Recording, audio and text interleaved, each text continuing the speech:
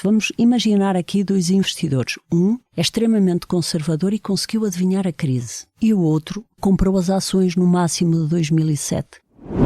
Se nós tivermos muito cash, se nós tivermos a construir a nossa vida com margem de segurança, nós podemos sair de um emprego que não gostamos, não precisamos de entrar numa transação que não nos é favorável. Estou perfeitamente à vontade porque nós assumimos os erros com total transparência com os nossos clientes e por isso também não me incomoda nada de eu assumir aqui. E por isso é que era bom que mais portugueses partilhassem das maravilhas do capitalismo e investissem na tal longa curva da prosperidade que ao longo do século XX provou que as empresas são a classe de ativos que melhor remunera o capital.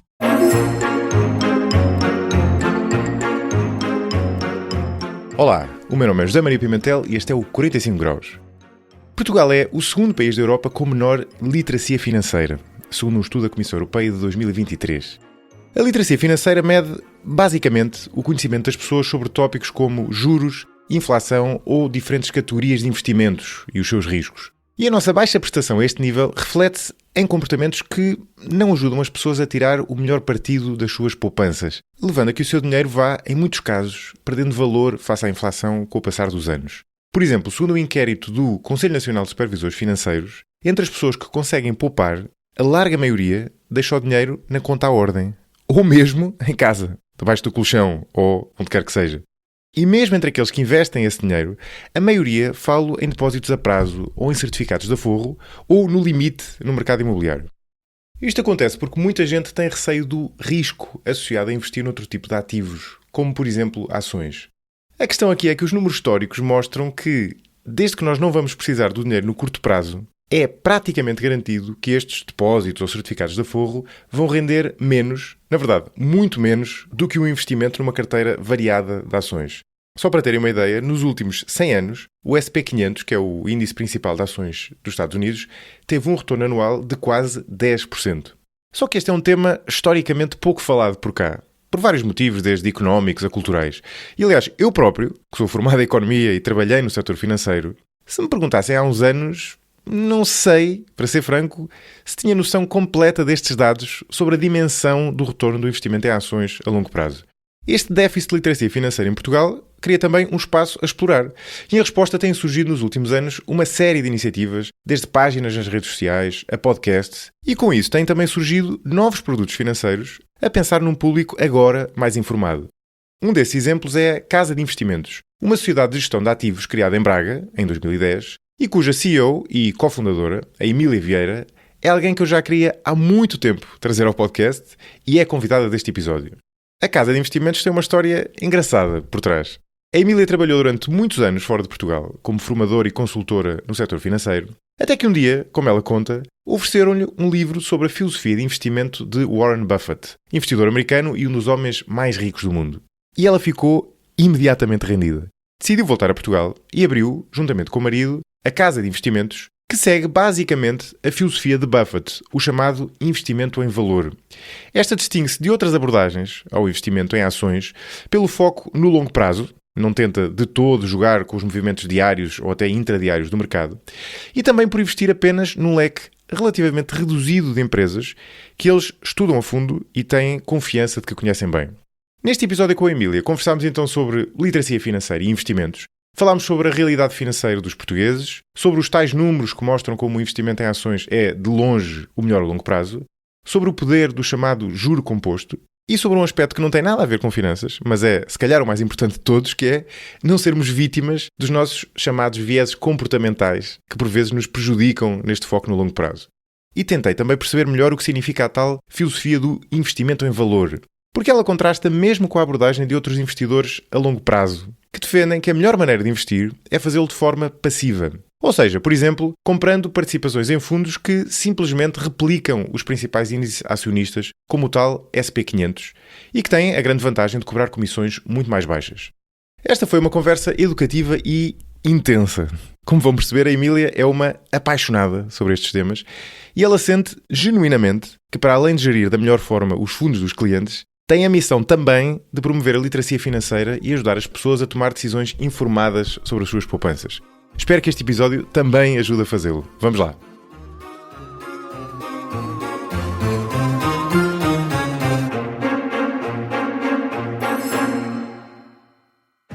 gosta de ouvir podcasts, conheça a oferta que o Expresso tem para si. Da política à economia, ciência e cultura, passando pelo desporto. Entrevistas marcantes, análises e perspectivas que fazem a diferença. Ouça em expresso.pt e nas principais plataformas de podcast. Expresso. Liberdade para pensar.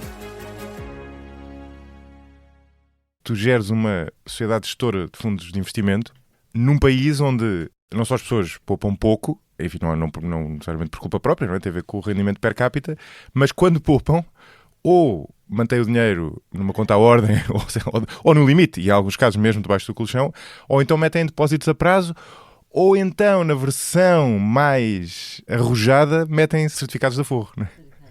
Ou seja, tu geres um fundo de investimento em ações num país onde isso é uma coisa raríssima. Exatamente. É falta de literacia financeira, é sobretudo as pessoas não perceberem que uma coisa é olhar para o seu dinheiro de curto prazo e esse, sim, deve estar numa conta à ordem, pode estar numa conta a prazo, porque pode-se resgatar o depósito a prazo e no dia seguinte ele tem liquidez e a pessoa não perde nada, a não ser possivelmente o juro daquele período de tempo, mas não tem perda de capital.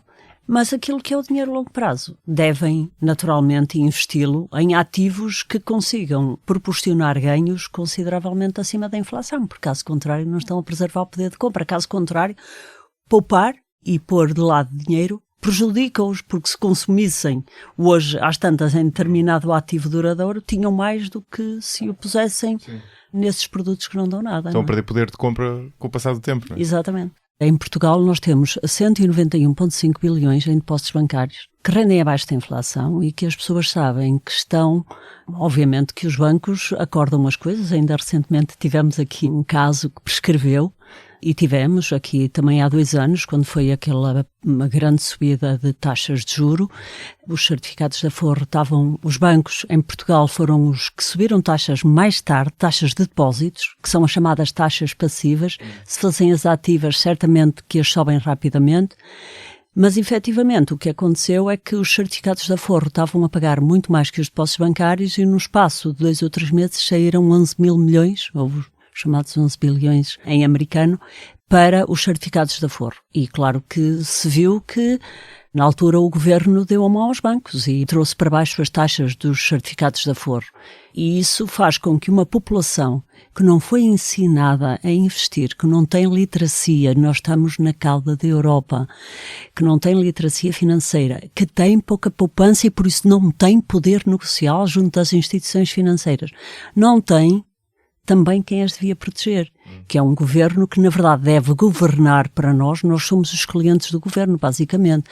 Para nós, 10 milhões ou 10 milhões e qualquer coisa, que são quem paga impostos, quem cá vive, e é para nós que deve governar. Mas, na verdade, não.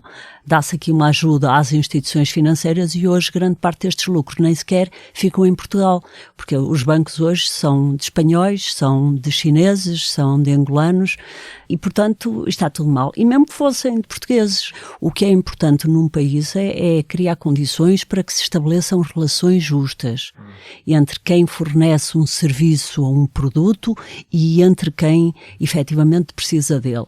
É importante que haja regulação, uma regulação que funcione e que permita que haja relações justas. Isso retira peso de tribunais, de coisas que normalmente também não funcionam em Portugal.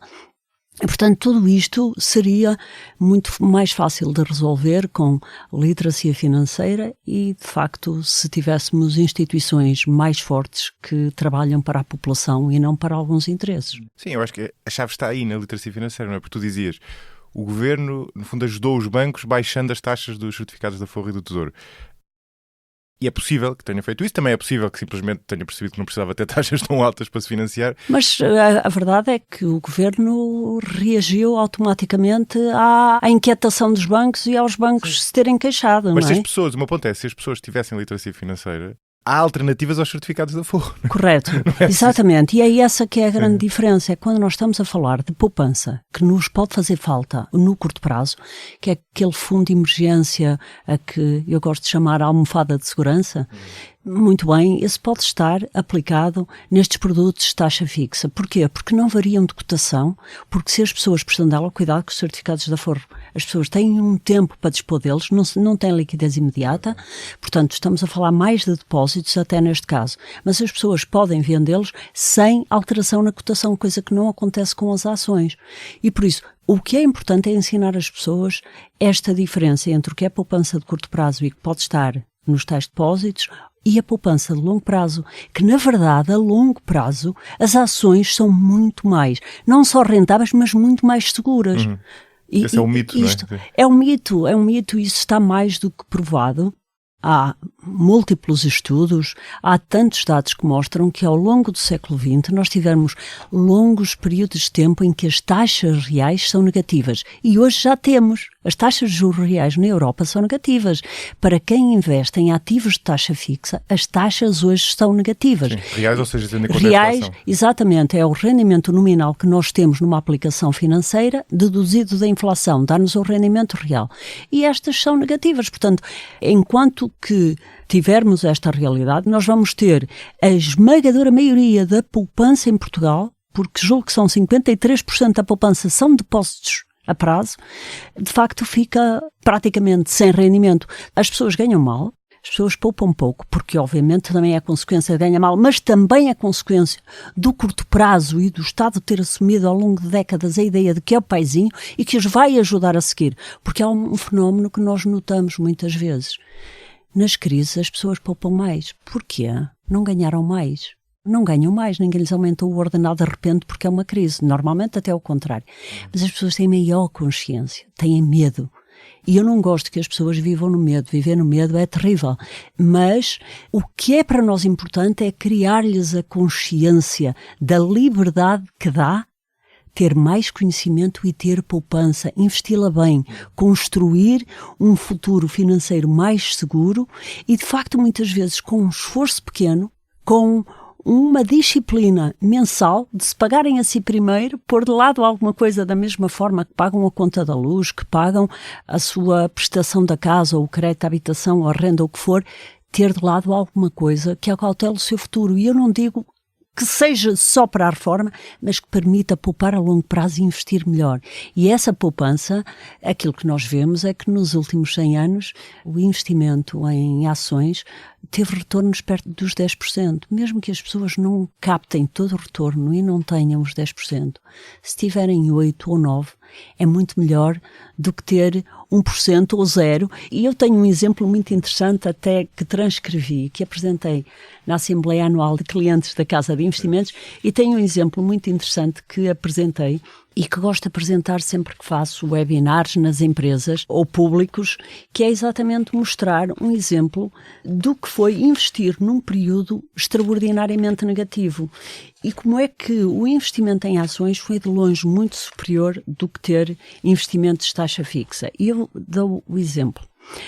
Desde 2007, a Bolsa fez os mercados acionistas mundiais, e eu vou-me centrar aqui onde há mais dados e até onde, enfim, 73% daquilo que são os ativos nas bolsas mundiais são empresas americanas. Portanto, queiramos ou não, nós temos sempre que estar muito expostos à economia americana, porque é aquela que está muito mais em bolsa.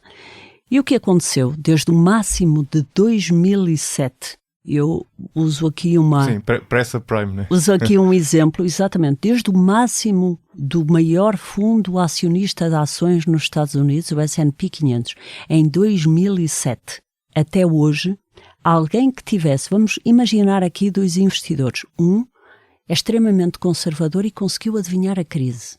E esse vendeu todas as suas ações no pico, acertou no máximo de 2007, vendeu tudo. E o outro, que era mais otimista, normalmente o pessimismo parece que está associado a pessoas mais inteligentes. Exato. Parece mais iluminado, né? Sim, até os meios de comunicação social, etc., transmitem muito mais coisas negativas do que positivas.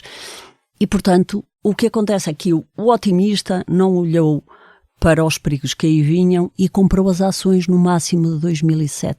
Todos nós sabemos que esta crise, que começou em 2008, fez o seu mínimo em 2009, o mercado financeiro, o principal índice de ações do mundo, o S&P 500, caiu 55%. Deste mínimo de queda de 55%, subiu 1079%. 1079%.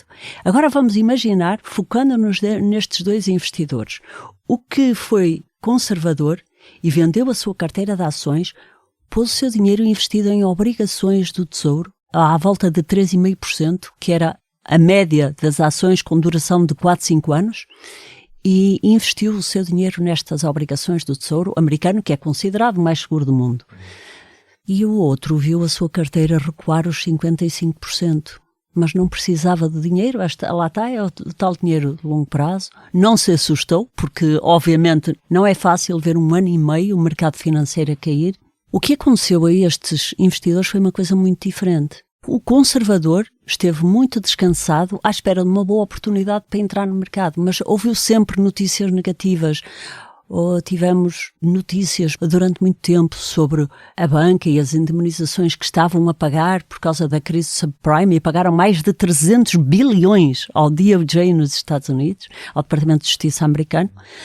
Depois tivemos as sucessivas crises, Covid, guerra na Ucrânia, etc. E há sempre negativos, ou porque agora vai haver eleições, ou porque o Trump, ou por isto ou por aquilo. E, na verdade, ao longo deste tempo, apanhando depois a crise de 2022, quando há uma grande subida das taxas de juros, e ele já estava investido, portanto, as obrigações que tinha caíram a pique, ganhou, durante estes 17 anos, 1,9% ao ano. No entanto, o investidor otimista que comprou as ações no máximo de 2007 ganhou 10,7%. Passou por estas sucessivas crises, mas conseguiu ganhar os 10,7%. Ou seja, eu há pouco falei nos 1079%, mas isto era desde o mínimo. Ele não apanhou o mínimo, ele comprou no máximo em 2007. Foi para 500% se fosse do máximo, não é? Porque como caiu para metade, depois a base diminuiu para metade. E isto é importante, Zé Maria, por um facto, porque essa é uma pergunta que me fazem muitas vezes, essa é uma questão que qualquer pessoa que abra a conta na casa de investimentos, ou muitos que estão de fora, à espera que o mercado caia, fazem-me esta pergunta muitas vezes, se vai ser um ano bom ou não. Nós não fazemos ideia o que o mercado faz no curto prazo. Nunca fazemos. Nunca fazemos. Não sabemos, porque tudo pode acontecer de um momento para o outro.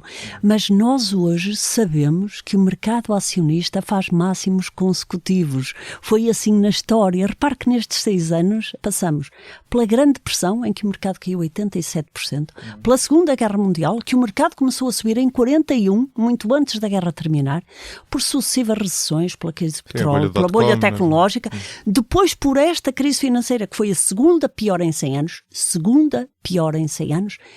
e os otimistas triunfaram. E é esta a história, que se nós olharmos para todo este conhecimento científico que está tão documentado nas universidades, há tantos estudos sobre isto, a Universidade de Yale, o Stocks for the Long Run, o livro O Triunfo dos Otimistas do L. Ray Dimson, do Paul Marsh e do Mike Staunton, e tantos estudos, que, na verdade, é triste que hoje, em Portugal, as pessoas invistam com o conhecimento que tinham há 50 anos, desperdiçando tudo isto. Nós não sabíamos, em 1950 ou 60, que o mercado se comportava desta maneira, que recupera sempre e que vai tendo novos máximos.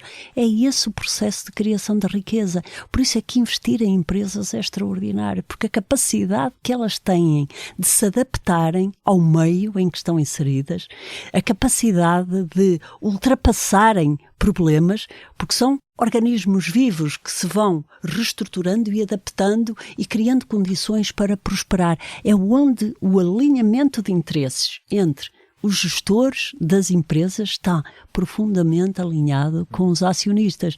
E, por isso, este é mesmo o triunfo dos otimistas, e este é, no longo prazo, o melhor investimento. Sim. Eu não podia deixar de fazer aqui uma referência a uma carta. A nossa Assembleia Anual foi no dia 22 de fevereiro, e é sempre no último sábado de fevereiro, e é o dia em que sai a carta de Buffett, sempre é no último sábado de fevereiro, de Warren Buffett. E eu não podia deixar só de ler aqui um excerto muito rápido. O dinheiro pode ver o seu valor evaporar-se se a loucura fiscal prevalecer. Em alguns países esta prática irresponsável tornou-se habitual, e na curta história do nosso país, os Estados Unidos já estiveram próximos do abismo. Obrigações com cupons fixos não oferecem qualquer proteção contra a inflação descontrolada. No entanto, negócios, assim como indivíduos talentosos, conseguirão encontrar formas de lidar com a instabilidade monetária, desde que os seus bens e serviços sejam desejados pela população. O mesmo acontece com as habilidades pessoais. Uma vez que não possuo tais ativos, excelência atlética, uma voz melodiosa, habilitações médicas ou legais, ou, na realidade, qualquer talento especial, vi-me obrigado a depender das ações ao longo da vida. Com efeito, toda a minha vida dependi do sucesso dos negócios americanos e continuarei a fazê-lo. Warren Buffett faz este ano 95 anos e escreveu isto sábado, no dia 22 de fevereiro de 2025.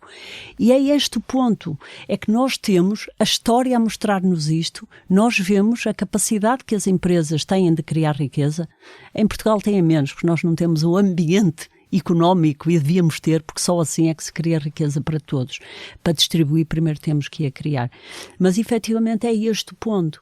E, por isso, aquilo que nós queremos na Casa de Investimentos é ajudar a que este conhecimento chegue às pessoas, chegue aos nossos clientes, chegue a quem fala para nós e ajudá-los, até devagarinho, a ir com o pouco ou muito que têm, ajudar a potenciar este dinheiro a longo prazo, porque o juro composto funciona. O juro composto só precisa que lhe dê tempo. Explica já agora o que é o juro composto, para quem está a ouvir. O juro composto é quando nós temos um pequeno montante ou grande e começamos a investir e temos um rendimento no primeiro ano, no segundo, esse rendimento acumula o capital inicial e já vai ter um rendimento também sobre ele. Portanto, vamos compor retorno. Rendimento sobre rendimento, sobre rendimento, sobre rendimento, e que à medida, e quando, isto é mesmo espetacular, porque quando atingimos aí os 20 anos, esta curva ganha momento e torna-se exponencial. Isso é que é extraordinário, é isso que nós queremos ensinar às pessoas. E nestes 14 anos de história da Casa de Investimentos, as pessoas aprendem. É isso que faz com que tenhamos clientes que estão desde sempre connosco e cada vez mais, porque efetivamente as pessoas entendem a mensagem, compreendem, faz sentido quando nós explicamos as coisas de forma clara, porque este é um problema, a indústria financeira não fala de forma clara, fala com jargão, porque é assim que se escondem comissões. Mas, aliás, a Reserva Federal avisa isto, a Reserva Federal americana tem um site que também fala muito de literacia financeira e faz literacia financeira até para os seus colaboradores e fala imenso nisto, é que diz que isto é determinante porque cada vez mais os produtos financeiros são complexos, são produtos estruturados, são complicados para as pessoas perceberem. Sim. E as pessoas têm alguns traumas com isso, com o BPP, por exemplo, com muitos... Com o BPP, com o Deutsche Bank e com tanta coisa que se faz por aí, porque o foco é o curto prazo. E é isso que é um problema intrínseco para Portugal. Os políticos têm foco no curto prazo, as pessoas estão sempre focadas no curto prazo. Sim, são as pessoas antes dos políticos. Os políticos só refletem... Sim, os políticos são escolhidos pelas pessoas. É verdade. E o aliciente de curto prazo, isso compreende-se, é muito explicado pela psicologia. Nós somos muito cativados por um ganho imediato, um ganho rápido, não é? Temos dois vieses tremendos. Dois vieses que são muito maus para nós e que nos condicionam no investimento. Um deles é obter imensa satisfação de ganhos rápidos. E os ganhos rápidos nós sabemos que trazem problemas. E depois temos um outro, é que temos a tendência a seguir a multidão, a fazer o que toda a gente está a fazer, a seguir o rebanho, como se costuma dizer. E, portanto, estes dois vieses são terríveis para as pessoas. Mas, não obstante, eu diria que o país centra-se no curto prazo. O país estimula, por exemplo, o consumo, porque também lhe dá muito mais impostos de forma imediata. O consumo dá logo 23,5%. Se estivermos a falar daquele consumo ser desviado para a poupança, ou parte do consumo ser poupança, a poupança vai ter 28% sobre, neste caso, na maior parte das aplicações financeiras, que não é o caso dos PPRs e por isso é que é a melhor conta de poupança a longo prazo, mas tem 28% sobre o rendimento. Se o rendimento for 10%, por cada 100 euros investidos em que ganhamos 10, temos 2,80 euros, que é muito menos do que 23 euros no consumo. E isto é uma visão triste de curto prazo de uma sociedade que depois não sai do sítio, que depois parecemos um hamster numa roda em que nos queixamos do que não temos, da falta de riqueza, da falta disto, da falta daquilo. Um país cada vez mais velho, um país onde se imigra muito, os jovens, obviamente, E isto faz com que se condicione todo o desenvolvimento do país.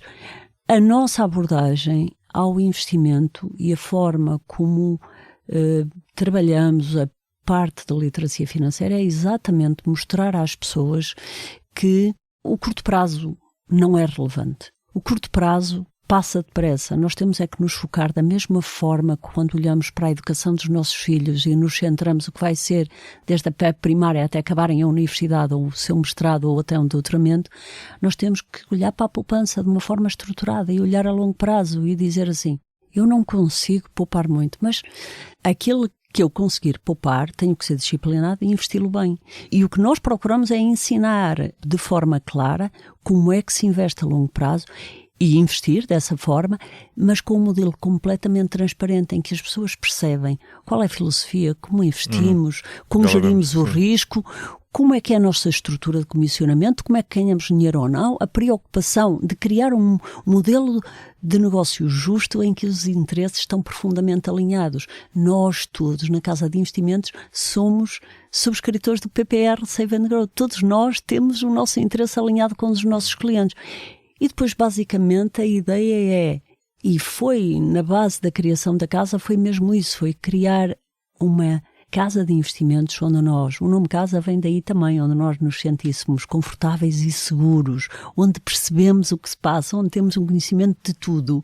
E daí esta ideia que vem da base de transparência, uma cultura também de melhoria contínua, em que temos que aprender com os erros, em que temos que estudar todos os dias, que é esse o nosso trabalho, ler e estudar para proteger o dinheiro dos nossos clientes ao longo do tempo, mas passar-lhes esta informação, explicar, independentemente do background que tenham, se têm informação superior ou não, se isto for explicado de forma clara e simples, as pessoas entendem, nós temos mesmo essa experiência e é extraordinário por isso.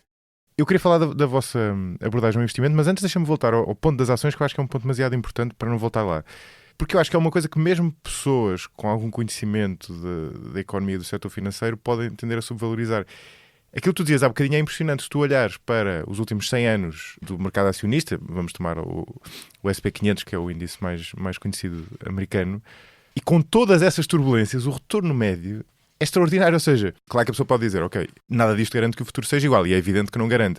Mas significa que, e aliás há até um gráfico interessante que eu já devia partilhar, que era qualquer coisa do tipo, qual é que seria o retorno mínimo, olhando para os dados históricos, de uma pessoa que tivesse investido em ações aqui num portfólio minimamente diversificado, um dia, uma semana, um ano, e quando é que, em algum momento, esse retorno deixou de ser negativo, não é? Porque, obviamente, se olhar a um dia, o mínimo do investimento a um dia é uma perda para aí de, não sei quanto é que terá sido, para aí 15%. Mas, à medida que o horizonte vai aumentando, já não sei se era há 5 anos, se é há 10 anos, olhando para o histórico, nunca aconteceu a alguém investindo há 10 anos, vamos supor, ter um retorno negativo, o que é incrível. É interessante esse gráfico. Esse gráfico mostra o seguinte: se investirmos um dia, a nossa probabilidade de ganhar dinheiro é de perto de 70%. Aliás, a probabilidade das ações subirem em média é 73%. Eu apresentei isto também na Assembleia. É 73%. Se o fizermos a um ano, a uma semana, a probabilidade de perda ainda é considerável. Ainda temos 20% ou 30% de perda. Mas à medida que este horizonte de investimento aumenta e nós olhamos para 5 anos, para 10, para 20, a 20 anos não há nenhum período de 20 anos em que as pessoas percam dinheiro. No entanto, nas obrigações há. Em termos de rendimentos reais, estamos a falar de rendimentos reais, sempre deduzido da inflação. Só que as pessoas não entendem, porque o retorno que aparece é absoluto e as pessoas não deduzem a inflação, não sabem esta diferença. Isto é, o quão importante é a literacia financeira, as pessoas perceberem isto. Portanto, se nós olharmos nas ações, é de facto um tabuleiro de jogo, digamos, aqui jogo entre aspas, que nos é altamente favorável, porque a esmagadora maioria, os anos em que o mercado sobe 30% ou mais, é muito superior aos anos em que o mercado cai 10% ou mais. Muito superior. Esta é uma tabela muito interessante e que está muito enviesada para o lado positivo. E, portanto, o que nós procuramos é mostrar isto mesmo. Não invista em ações. Se investir a menos de 5 anos, não invista. Porque, Zé Maria, o que aconteceu na crise financeira é que aquele investidor que vendeu a sua carteira no máximo teve o seu património acima daquele que investiu nas ações no mesmo período no máximo de 2007, acima dele quase 5 anos. Só em 2012 é que voltou a ter o mesmo dinheiro. Portanto, é importante que o investimento em ações seja com o dinheiro paciente, o que pode estar de lado, o que pode esperar. O problema é que as pessoas normalmente não esperam. As pessoas, primeiro, quando investem, muitas vezes por sua iniciativa, e até em fundos de investimento, porque há aqui uma coisa muito interessante que eu gostava de falar já, mas para não me perder, o mercado acionista acaba por ser, para a maior parte das pessoas, uma grande desvantagem. A sua grande liquidez, que deve ser considerada uma vantagem tremenda, acaba por ser uma desvantagem. Porquê? Porque as pessoas, porque podem comprar e vender a toda a hora, na verdade até o fazem. Erradamente, porque não faz sentido. E fazem-no porquê? São estimuladas por tudo que é notícia, os mídia, as redes sociais. Têm medo, mas não é só por medo. Muitas vezes é aliciados para ganhar mais alguma coisa. Pois, agora ir atrás das criptos, depois ir atrás de uma moeda, depois ir atrás, sei lá, dos futuros do açúcar, qualquer coisa. Por acaso as pessoas dão para qualquer coisa que lhes prometa que vai subir e vão ganhar dinheiro depressa. E isto é ter uma grande desvantagem, porque o mercado está lá todos os dias. Nós só precisamos de transacionar quando nos for favorável, de comprar se estiver barato ou de vender se ficar a preços extravagantes. Caso contrário, nós basta manter-nos quietos e deixar que investir é um bocadinho, eu já vi esta frase várias vezes, deve ser uma coisa até monótona, é como ver a relva a crescer, não se dá por ela, à hora ou ao dia, mas eventualmente cresce. E o que nós notamos, o que é relevante para o investidor que investe em ações, é ver se as empresas em que está investido se estão a aumentar os seus resultados, se estão a aumentar as suas receitas, se estão a manter ou melhorar as suas margens, se estão a ser bem geridas, se estão a alocar bem o capital. Isto é que é determinante. Agora, a cotação no dia-a-dia para um investidor a longo prazo não faz diferença nenhuma. A maior parte dos dias eu não faço ideia de como cotam os títulos, porque não é relevante. Agora, obviamente que se tivermos aquelas empresas que nós acompanhamos que estão na nossa watchlist e que desejávamos comprar, aí nós temos os nossos alertas carregados e obviamente que estamos muito atentos para se caírem ver porque avaliar o que é que levou a cair e na maior parte das vezes estas quedas são exageradas. Lá está, pelo medo, pelo pânico, por alguém que julga que, entretanto, pode ir investir numa outra coisa que no curto prazo dê dinheiro mais depressa.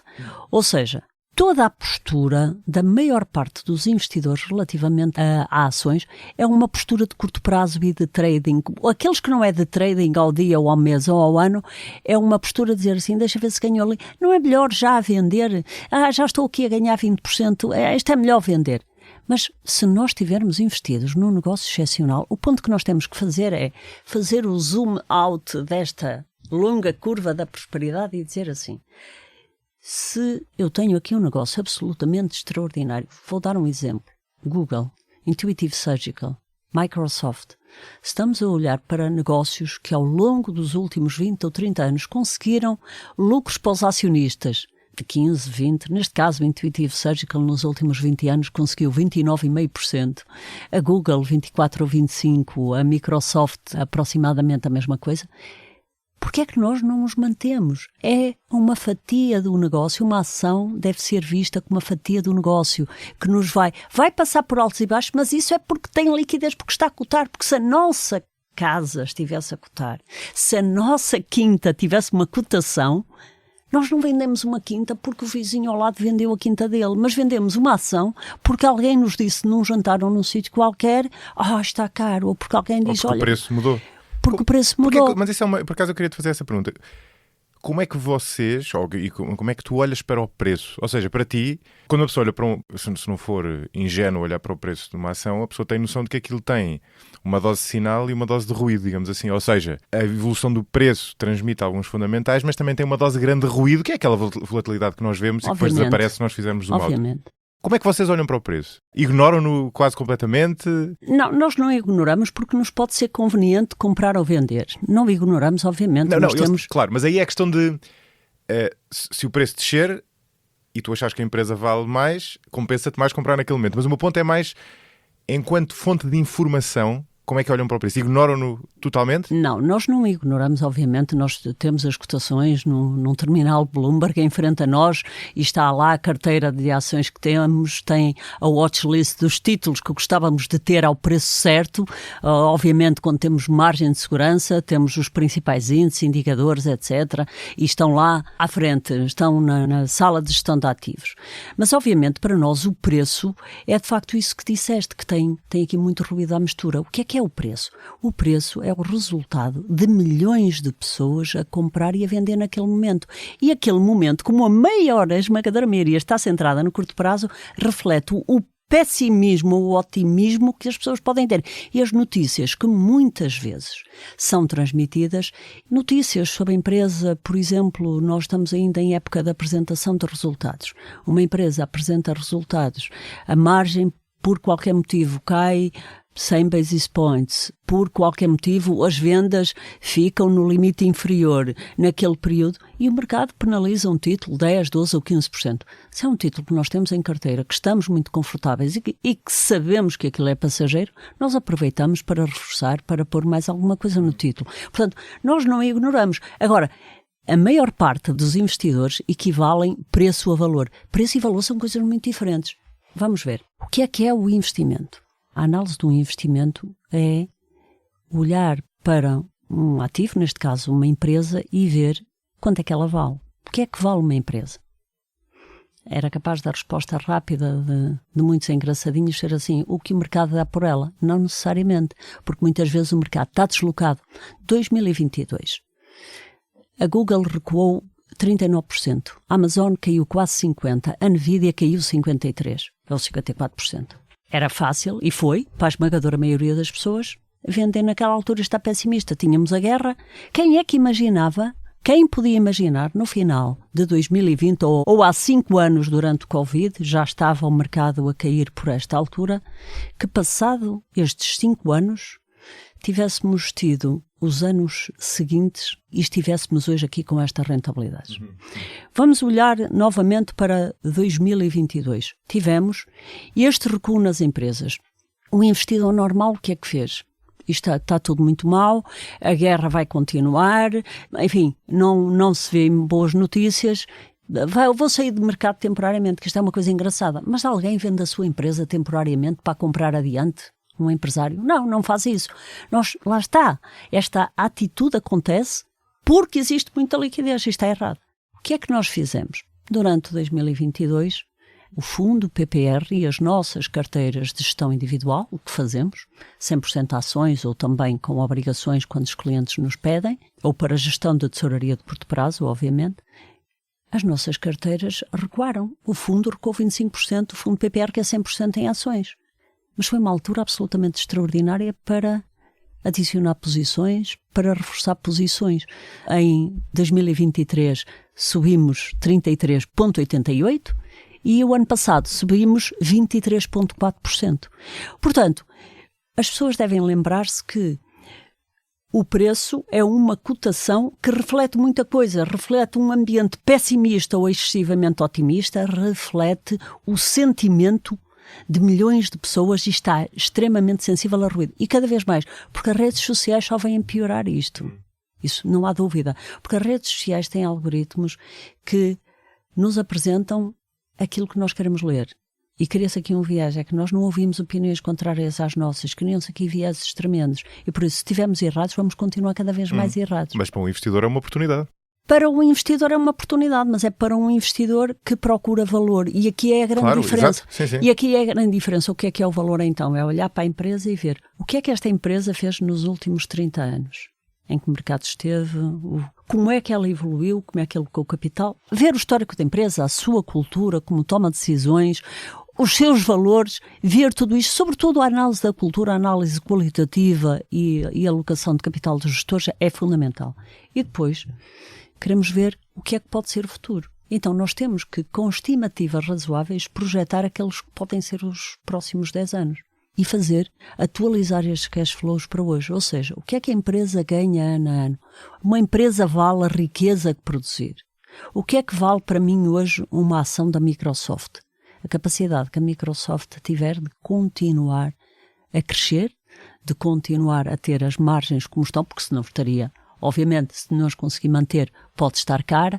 O que nós temos que avaliar é isto. E este é um processo, primeiro, quantitativo, que nós precisamos de ver que retornos nos capitais investidos é que tem, que nível de endividamento tem, e nós gostamos de empresas com muito pouca dívida, porque essas é como nós a gerir o nosso orçamento familiar.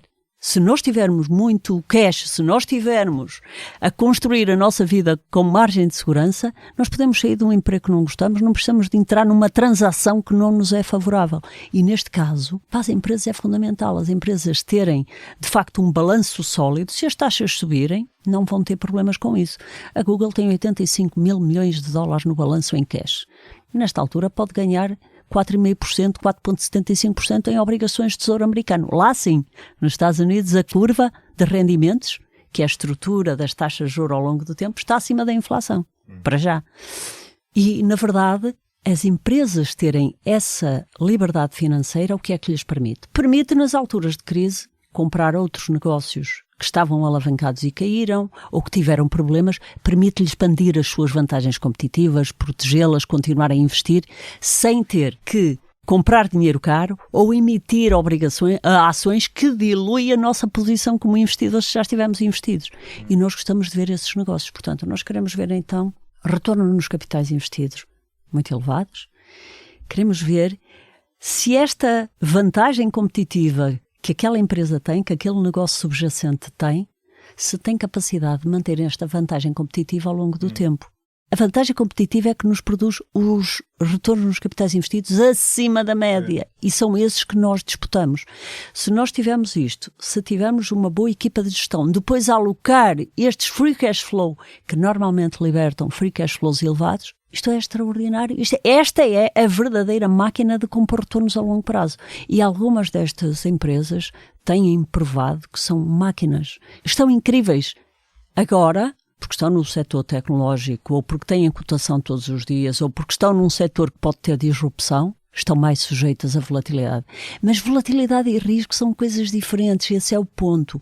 A volatilidade é a variação de cotação, mas a variação de cotação muitas vezes nada tem a ver com o negócio subjacente. Sim, é o sentimento de mercado e nada tem a ver, porque o valor intrínseco do negócio não anda 20% para cima e para baixo de um dia para o outro, nem coisa que valha. O valor intrínseco do negócio, à partida, vai subindo e às vezes tem de facto variações e recua se a empresa não tiver resultados positivos no ano, mas isto são variações ténues. À partida nós temos as tais máquinas de compor retornos a longo prazo.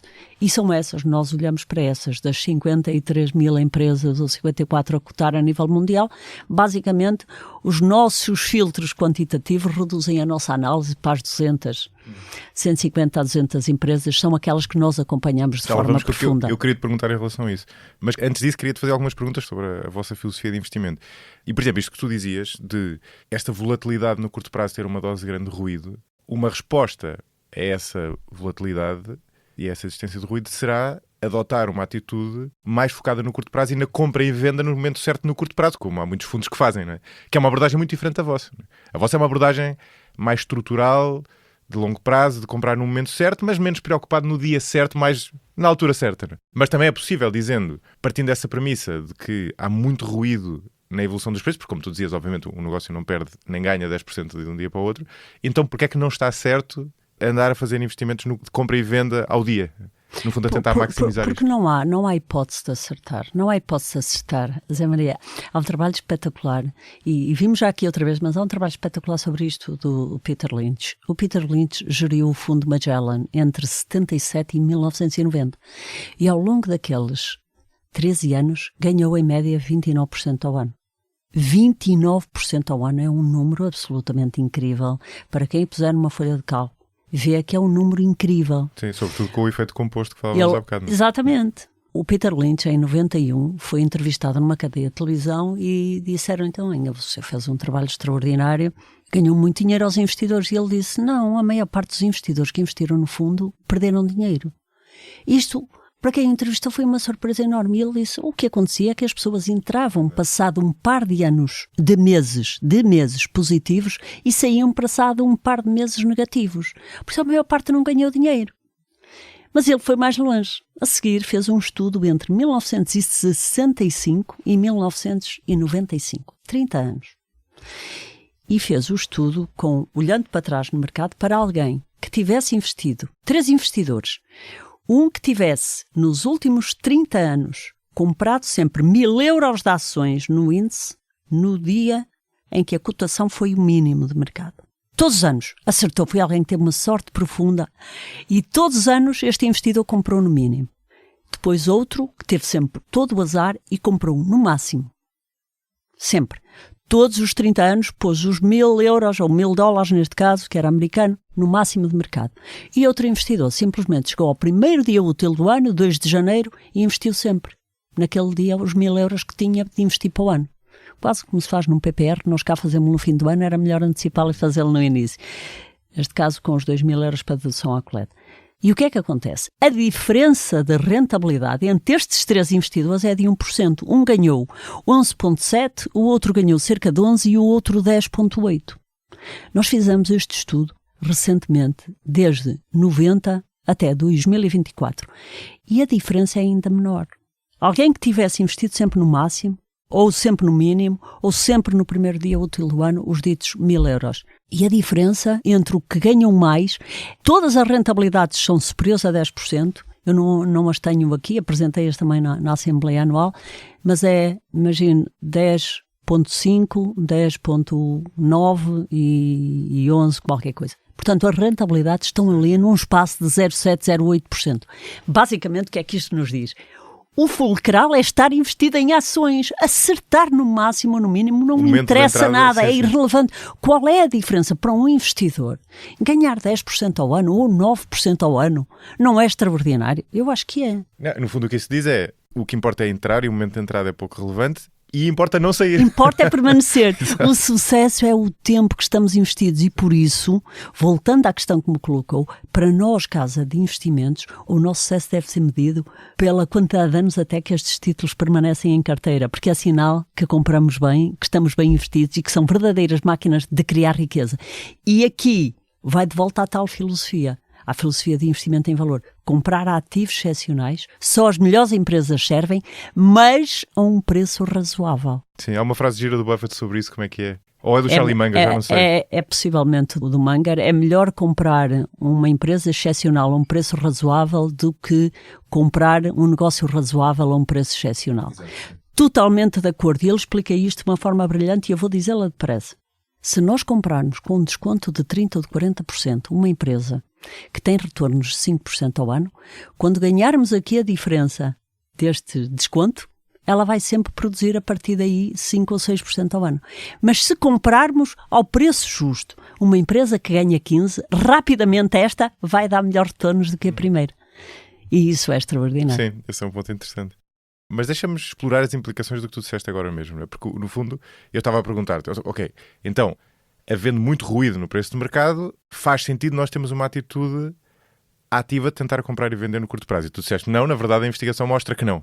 Mas essa mesma investigação também indica, e este é um debate que eu sei que existe neste meio, que não é de todo possível, há muita gente que argumenta que não é de todo possível ter uma atitude de gestão ativa, como vocês têm, embora mais focada no curto prazo. Ou seja, e está muito ligado àquela questão da hipótese dos mercados eficientes, não é? Na lógica de que é impossível, no fundo, nós batermos o mercado e, portanto, mesmo entre os defensores de ações, e que partilham muito o que nós falámos aqui até agora, o que muitas pessoas dizem é não faz sentido investir ativamente e, por exemplo, eles lá na Casa de Investimentos fazem um ótimo trabalho e tal, mas, no fundo, eles estão a tentar bater o mercado, algo que é impossível. O que faz sentido é nós termos um ETF ou um fundo de índice ou uma coisa qualquer de género que replica o mercado passivamente, o tal SP500, não é? Que tu falavas no início e aquele lá de produzir o seu... Essa é espetacular. É sempre a pergunta e é uma pergunta que vem com muita frequência e eu sobre isto dizia aqui há vários pontos.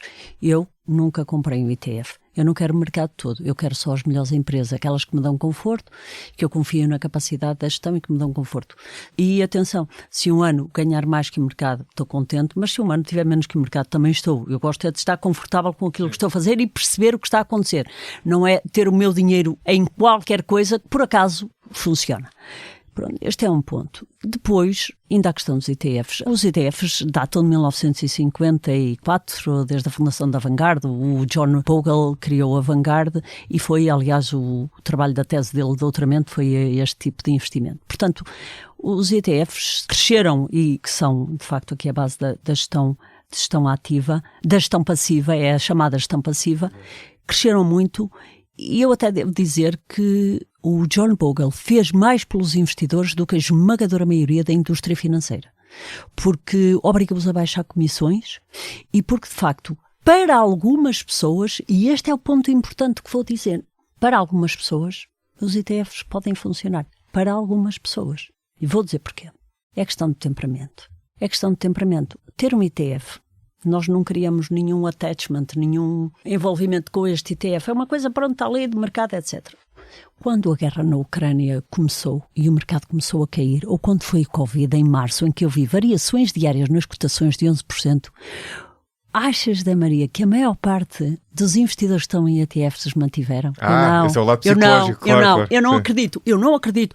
Profundamente, eu não acredito. Até porque há estudos da Dalbar, da entidade americana, que todos os anos mostra que os investidores têm um rendimento, ao escolherem eles os seus fundos e aquilo em que investem, 4% abaixo do mercado. Portanto, efetivamente, claro, grande parte da gestão, parte da gestão ativa, como nós, não batem o mercado, mas os investidores fazem pior. Sim. Mexem nas cotações. Tu estás a partir de um este é um ponto diferente do meu, não é? Este é um ponto. Sim. Não, mas eu volto ao meu ponto. A Casa de Investimentos existe há 14 anos. Começamos por gerir apenas. Nós criamos a casa onde gostaríamos de ser clientes. Uma filosofia clara, porque me foi oferecida há 20 anos, no dia do meu aniversário. Tinha acabado de fazer uma formação em Londres ao Credit Suisse. E era o dia do meu aniversário e fui jantar com o professor com quem tinha estado a trabalhar e ofereceu-me o livro, Buffettology. Eu já tinha ouvido falar do Buffett, mas efetivamente eu li o livro seguido, eu vinha no dia seguinte, que é feriado para Portugal, li o livro seguido, acabei o livro no dia 1 de maio, e quando pusei o livro a minha ideia foi esta, era mesmo isto que se devia fazer com o dinheiro das pessoas. Eu devo dizer que durante os anos todos, os quase 15 anos que dei aulas de finanças pelo mundo, eu não geria também o meu dinheiro, porque eu chegava a mudar de hotel 2 vezes numa semana, por isso eu também não geria o meu dinheiro. Eu tinha entregue e a verdade é que também nunca ganhei. Eu tinha entregue, mas eu não tinha tempo, não era isso que eu fazia. E eu andei pelo mundo, por várias praças financeiras, ora estava aqui, ora estava ali, e não era eu que cuidava do meu dinheiro. A verdade é que quando eu acabei o livro disse que fazia todo sentido investir o dinheiro desta forma. Porquê? Porque a ex-nora de Buffett e o David Clark, a Mary Buffett e David Clark, explicam, os autores do livro, explicam como é que o Buffett selecionava os negócios, que critérios é que ele gostava de ver nos negócios e como é que ele olhava para eles e os tinha durante tanto tempo. E para mim aquilo fazia todo sentido porque os negócios é que criam riqueza, são as empresas que criam riqueza. A história pessoal dos meus pais, que eu nasci em Vieira de Minho, somos 6 filhos, nascemos todos em 7 anos, e os meus pais, com tão pouca instrução, se não tivessem o seu negócio, não nos podiam ter colocado a todos a estudar, comprado casa em Braga e ter-nos dado a educação a todos. Portanto, eles, a partir de um pequeno negócio, tinham muito mais rendimento do que aquilo que individualmente podiam ter. E para mim isso era uma prova de que os negócios funcionavam. Mas com o livro de Buffett, a ideia é isto. Isto é que faz sentido. Comprar negócios que estão montados com gestores extraordinários, que têm muitas vezes fundadores fabulosos, como o Jensen Huang, da Nvidia, por exemplo, que têm gestores fabulosos e que nós podemos ter um bocadinho do negócio. E ainda temos uma vantagem. É que não temos que o criar. Ainda por cima em Portugal isto é tudo tão difícil, mas com uma vantagem adicional, é que nós podemos esperar e procurar comprá-lo numa altura em que a cotação vem a nosso favor. Porquê? Tarde ou cedo o mercado faz oscilações, de onde entra numa folia e sobe muito, e de onde fica deprimido e cai muito, e portanto se nós aproveitarmos quando ele fica deprimido e cai, é quando nós devemos comprar. Portanto, para mim fazia todo sentido e fazia todo sentido ser ações. E no regresso a Portugal, eu já tinha 2 filhas, para estar também mais tempo com elas, também não fazia sentido ir trabalhar para o outro lado. Também já tinha estado na Católica, criado mestrado de Finanças no Porto com o professor TSO. Para mim não fazia sentido. E foi de facto aí que, tendo eu poupança, sempre gostei, e as primeiras ações que tive foi do BPA na reprivatização, onde eu trabalhava, e fazia todo sentido para mim criar a casa de investimentos. E a ideia foi criar a casa onde eu gostasse de ser cliente, onde pudesse ensinar as pessoas a investir melhor, porque na verdade ao longo destas 3 décadas e meia de trabalho, a grande parte do que fiz foi ensinar, foi fazer formação. Sim, e continuas a fazer? Sim, de alguma forma sim, e adoro aquilo que faço. Ensinar as pessoas a investirem melhor, ensinar as pessoas a proteger os seus interesses e ajudar a que as pessoas fiquem mais ricas. Parece que é pecado em Portugal ser rico, mas não. É ajudar a que toda uma sociedade viva melhor, que um país viva melhor, que as pessoas não andem de mão estendida à segurança social, que não cheguem à reforma pobres como hoje. Tanta gente se reforma para a pobreza. E nós o que queremos é ajudar as pessoas a perceber melhor como gerir bem o seu dinheiro, como investir melhor, como olhar a longo prazo e como podem, alguém que com 22 anos ou 23, todos os anos consegue pôr 2.000 euros de lado a longo prazo, pode-se reformar com 600, 700 ou 800 mil euros se investir em ações durante 40 anos ao longo da vida. Mas por que não, vou voltar à minha pergunta, por que não investir passivamente? O não investir passivamente... Tirando aquele lado psicológico, é muito importante que tu disseste. O não que é investir passivamente é exatamente isto, é para nós só as melhores empresas servem e o mercado... Mas a minha dúvida, desculpa interromper, mas a minha dúvida é exatamente essa, ou seja... Como tu sabes, muito melhor do que eu, não é? Há este debate antigo no setor financeiro, há muita investigação ligada a isso na academia, da hipótese dos mercados eficientes, não é? Que diz, nós não conseguimos bater o mercado, e tudo o que eu entendo, tu concordas com ela quase, porque tu dizes, bater o mercado no curto prazo, esqueçam, imagino que sejas altamente cético em relação àquelas coisas do análise técnica de gráficos e não sei o quê, imagino eu, que acho que não estou a arriscar muito, ou seja, a maior parte das pessoas não terá essa capacidade e, portanto, dir-se-ia, o melhor é simplesmente mimetizar o mercado e investir passivamente com aquele cuidado de depois não ficar com medo e sair. Mas tu achas que é possível bater o mercado no sentido em fazer estas análises profundas de empresas e selecionar, não apenas investir em ações, como nós falámos no início, mas investir em ações de empresas específicas que valem mais do que o mercado está a dar por elas, não é? Mas como é que as outras pessoas não sabem o que vocês sabem? Que a minha são pergunta é essa, não é? mais rentáveis e que produzem retornos superiores à média de mercado. Sim. Nos últimos 14 anos, 8 deles nós tivemos acima de mercado, destes 8.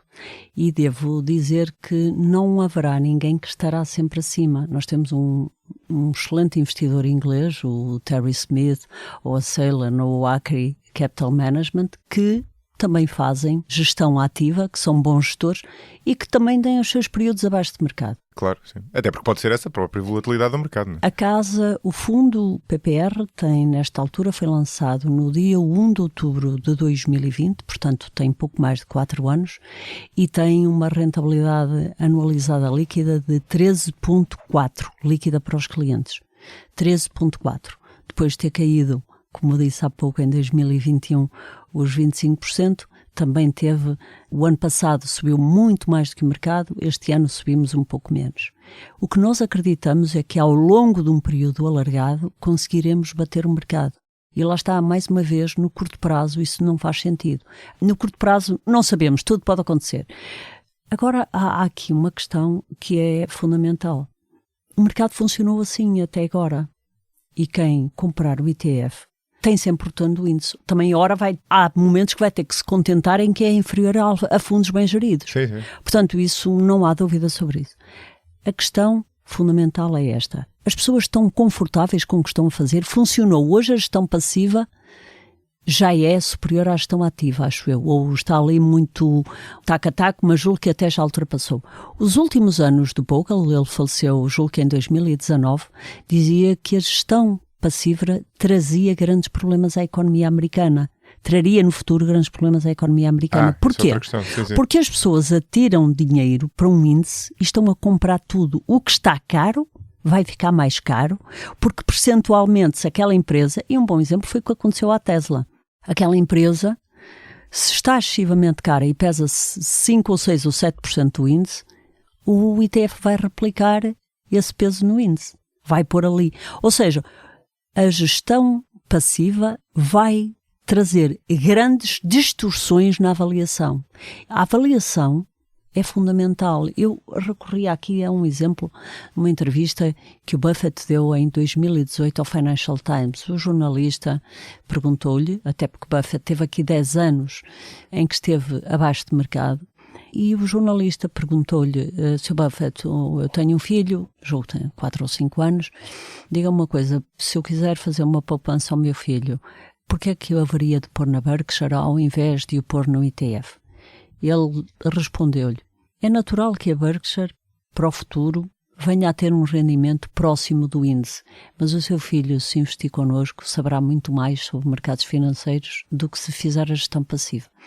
E esse, para nós, também é um ponto. O que nós procuramos é ter a filosofia certa, um processo de gestão de risco muito apertado e a avaliação contínua daquilo que estamos à análise trimestral de resultados das empresas, o acompanhamento destes negócios, das suas vantagens competitivas e ter esta gestão da posição de cada título no portfólio muito bem gerida. O que procuramos é depois explicar o que está a acontecer e como a carta anual reflete as posições que vendemos, o que compramos e porquê, os erros que cometemos, e vamos sempre cometer alguns, mas também vamos investir em empresas que vão dar retornos muito superiores àquilo que estávamos a esperar inicialmente, e no final dar a mão aos clientes nos momentos em que o mercado se vira contra elas, cai, e ajudá-las a manter as posições e a investir melhor.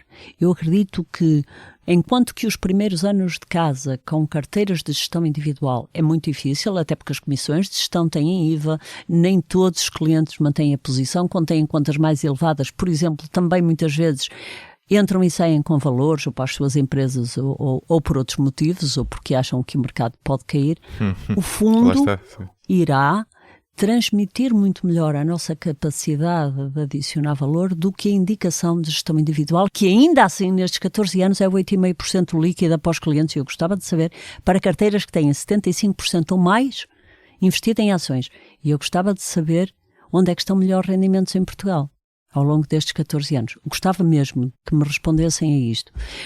Relativamente, voltando ao fundo, o fundo não tem as comissões de IVA, é uma estrutura mais simples, é uma conta única, enquanto que nós nas contas de gestão individual temos contas mandato que têm empresários diferentes dependendo no banco onde estão. Portanto, o fundo é o vosso PPR, não é? O fundo PPR transmitirá melhor a nossa capacidade em termos de rentabilidade de adicionar valor. Mas eu estava a fazer esta pergunta, não é tanto para te pedir para argumentar no sentido de defender a vossa abordagem, é no sentido de eu perceber a filosofia que está por trás, não é? Porque no fundo... No final de contas, Maria, antes de formulares essa pergunta, no final de contas, o que era importante era que cada um que escolhe o que quer fazer, seja gestão passiva ou ativa, mantenha a sua estratégia, porque andar a mudar dela é o grande problema da maioria.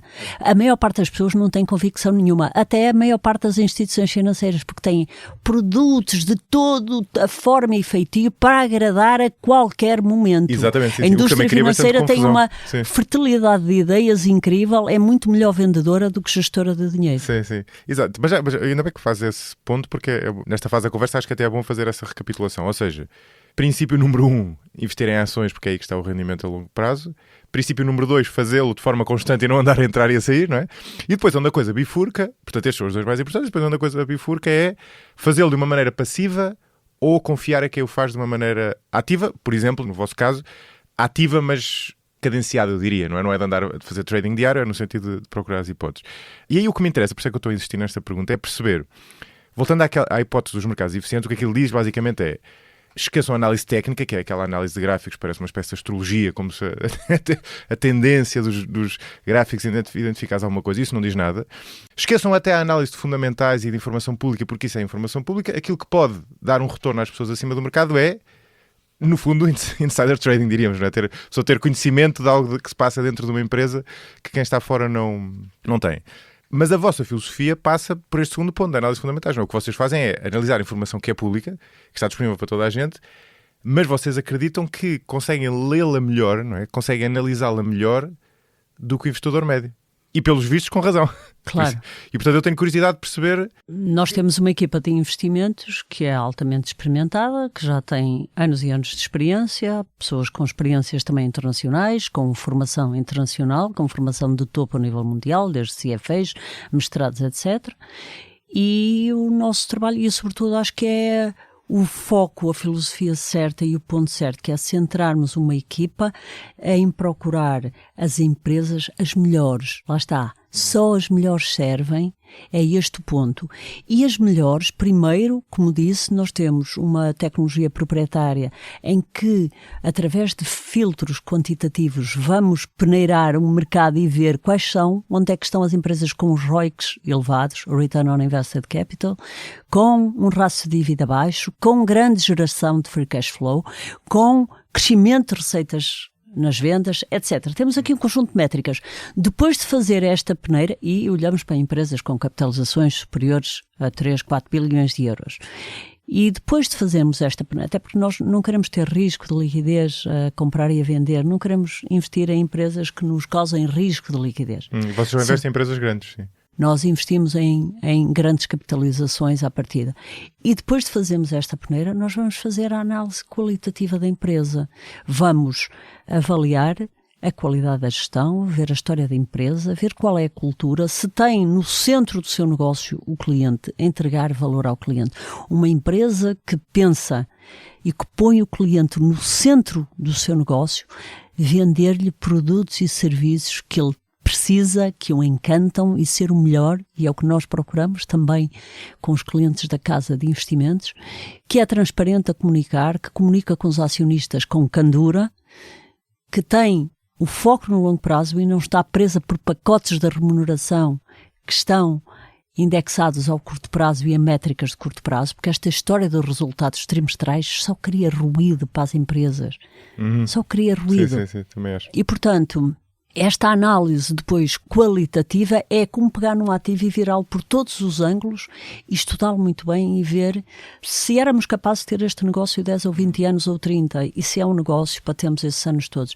E é o velho ditado, in doubt don't. Nós preferimos pôr de lado se não conseguirmos perceber, preferimos não investir se tivermos dúvidas, se houver coisas por esclarecer. Como é que nós nos esclarecemos? Falaste na informação pública. Nós temos muito mais que isso. Nós contratamos serviços de análise de empresas a nível mundial que têm também análise sobre setoriais ou sobre negócio que nós avaliamos. Temos também serviços de entrevistas com peritos que pedimos quando temos dúvidas sobre um negócio ou quando alguma coisa nos causa dúvida ou quando precisamos de ter mais informação sobre uma alteração numa equipa de gestão e pedimos essas entrevistas para fazer a avaliação. Mas sim, no final, obviamente que há sempre lugar ao julgamento e o julgamento vai também sempre fazer parte e é aí que se pode fazer também aqui um pouco a diferença. E nós estamos muito confortáveis. Obviamente que era muito melhor bater todos os anos o mercado, mas o que é importante a longo prazo é nós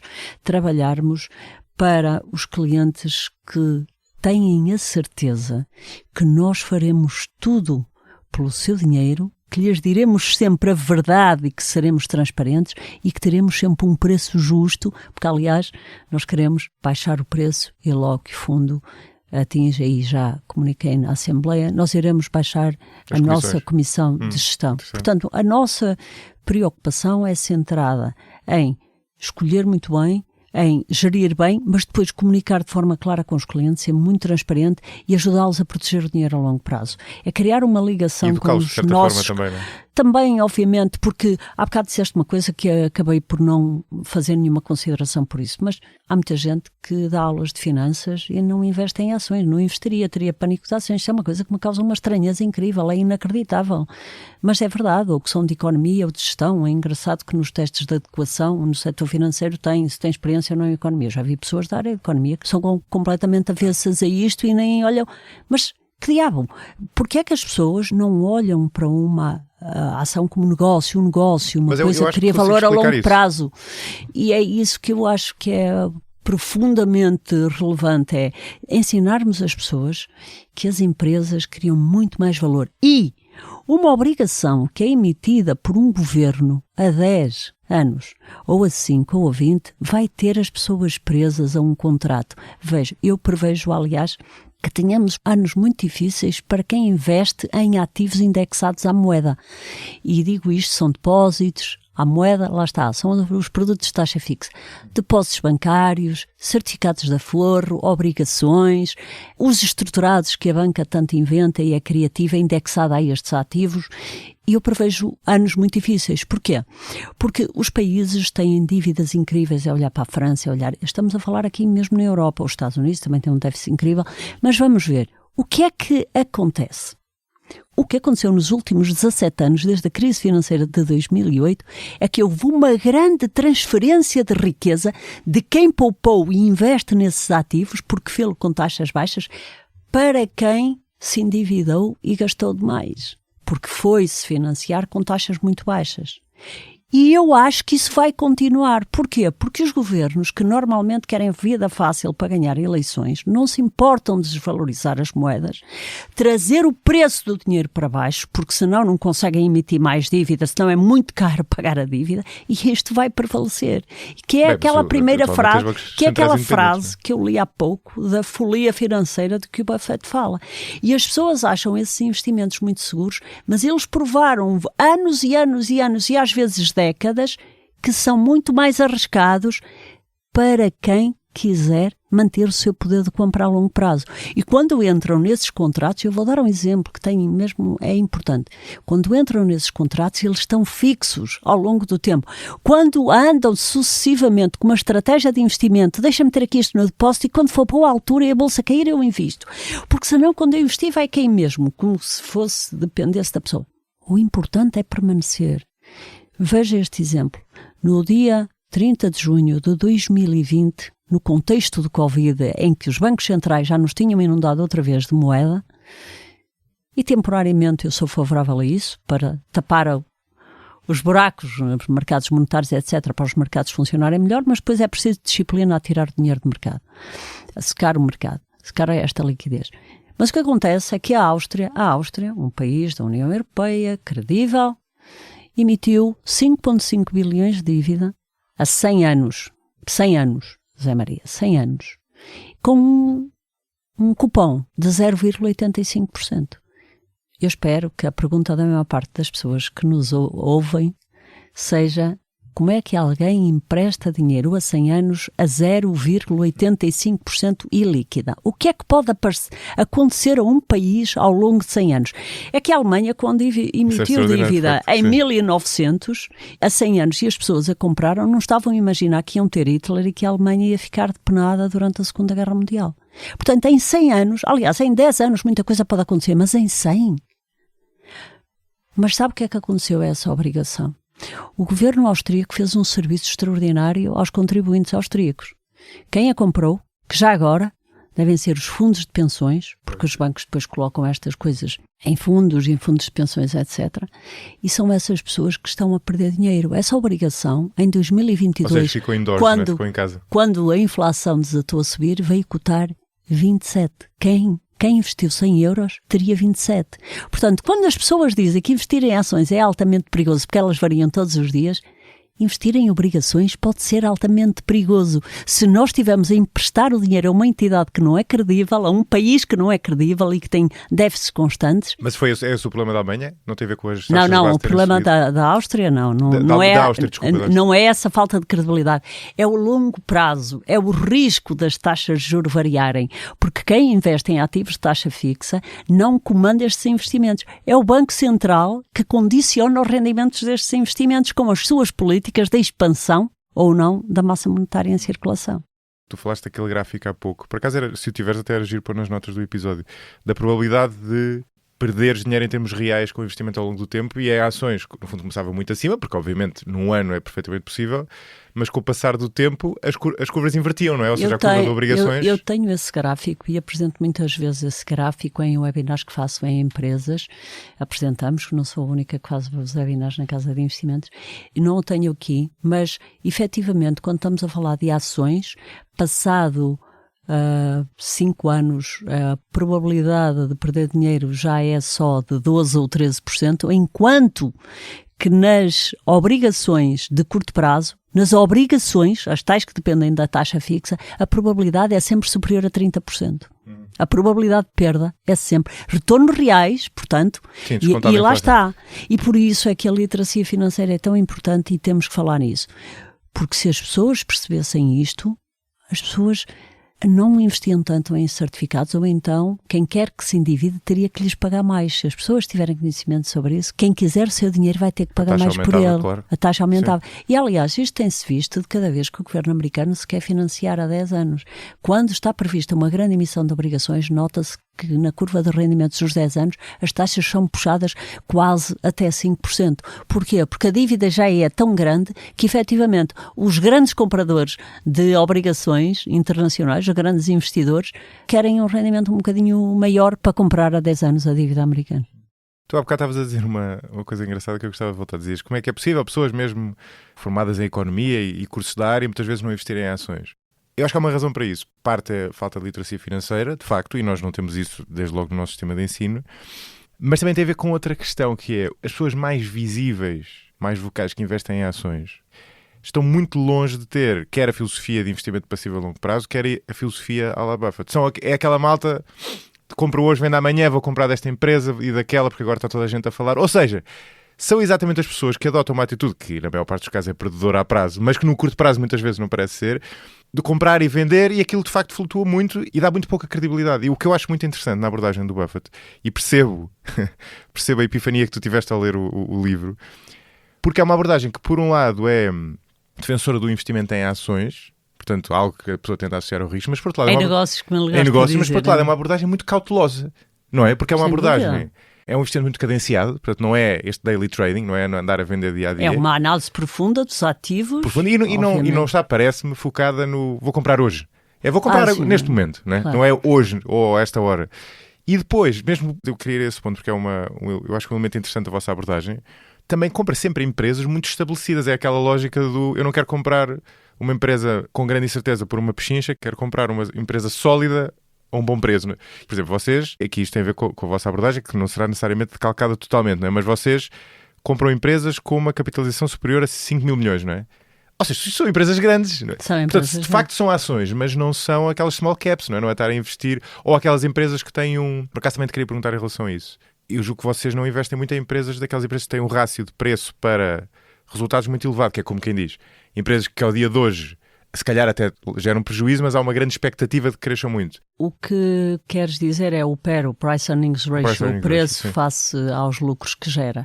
Essa é uma medida prática que muitas vezes as pessoas usam no curto prazo, mas não é no curto prazo, mas para aferir se o ativo está caro ou barato. Mas um ativo caro ou barato depende de muito mais do que a relação do preço com os lucros que gera. E por isso, uma empresa pode ter um PER de 10 e estar cara, um Price Earnings Ratio de 10 e estar cara, ou não interessar, e pode ter um PER de 30 e ser barata. Aqui depende de outra coisa. Se a empresa é altamente rentável e consegue crescer a 10 ou 12 ou 15% ao ano, ou a 8 ou 9, é muito diferente de ter uma empresa que está estagnada ou cresce 1 ou 2. E é isto que muitas vezes o mercado troca, se engana ou as pessoas olham. E esta é uma análise muito mais profunda do que olhar ao PER, porque o PER é influenciado pelos lucros de curto prazo e uma queda nos lucros pode traduzir um PER muito elevado e não uma situação em que as coisas se normalizem, os resultados se normalizem e o seu PER regressa a números simpáticos. Eu dou-lhe um exemplo. Hoje, a Amazon cotou durante muitos anos com PERs superiores a 100. Hoje tem um PER na casa dos 30, se não estou em erro, atendendo aos resultados que tem, à capacidade que tem de crescer, àquilo que são as margens na AWS, o que tem conseguido fazer no seu negócio de retalho, que é absolutamente espantoso, o que tem feito nos últimos anos e está em máximos de resultados. Não é um ativo que esteja caro e está claro, a 30. Claro. Nem coisa que valha. Não está caro, nem... Prefiro sempre ter o meu dinheiro nisso do que o ter parado numa conta bancária ou num ativo qualquer monetário, salvaguardando, claro, a almofada de segurança. Sim. A minha pergunta era mais no sentido de que Empresas que têm um PER muito elevado são normalmente empresas que, como se percebe ao olhar para o rácio, são empresas que ainda têm resultados muito pequeninos, mas há uma expectativa que vão crescer muito. Ou seja, normalmente são empresas, como era a Amazon aqui há uns anos, que estão naquela fase de crescimento. Essa fase de crescimento, no caso da Amazon, nós sabemos que correu bem, mas também tem uma dose de incerteza. Claro que tem. E eu fiquei com a sensação de que vocês normalmente não investiram nesse tipo de empresas. Nós procuramos ver se as estimativas de crescimento de um negócio são razoáveis ou são extravagantes. Por isso é que a análise é tão importante e por isso é que também alguns investimentos que foram muito bons, nós os deixamos para trás. Eu vou dar um exemplo de um grande erro que cometemos e estou perfeitamente à vontade porque nós assumimos os erros com total transparência com os nossos clientes e por isso também não me incomoda nada de eu assumir aqui.